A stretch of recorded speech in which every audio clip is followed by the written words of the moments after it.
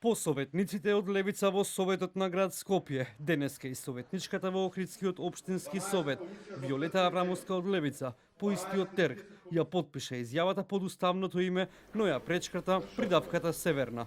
Порача, ако некој има проблем со тоа, да си поднесе иницијатива до Уставниот суд. Изјавата ја потпишав како Република Македонија, бидејќи Северна го избришав со коректор. Тоа е моја лична изјава, бидејќи јас имам мандат добиено само од граѓаните и од никој друг, бидејќи Законот за локална самоуправа не им е усогласен со Уставот, зашто тоа е нивна работа, не е мој проблем. Јас работам според Законот за локална самоуправа, каде сака да се стои Република Македонија. Ако некој има проблем со тоа, може да си поднесе иницијатива до Уставниот суд, да се испита уставноста на тој закон. Ваквите случувања го вклучи алармот кај надлежните.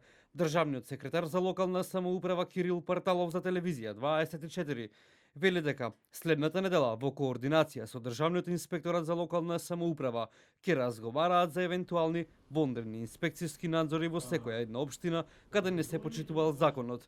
Иако најавија вонреден инспекциски надзор во град Скопје, Парталов вели дека се уште инспекторите не влегле бидејќи се на терен во друга општина.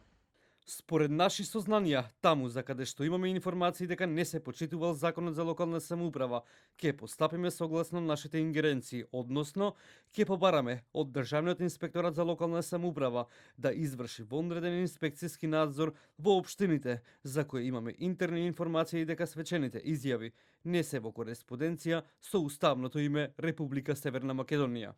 Телевизија 24 стапи во контакт и со директорот на Државниот инспекторат за локална самоуправа Сенат Амети, кој во телефонски разговор брифираше дека инспекторите се секој ден на терен и дека секаде каде што имаат информации под опрен глас или лични сознанија, постапуваат и ќе постапуваат за секоја општина каде што има прекршување на Уставот.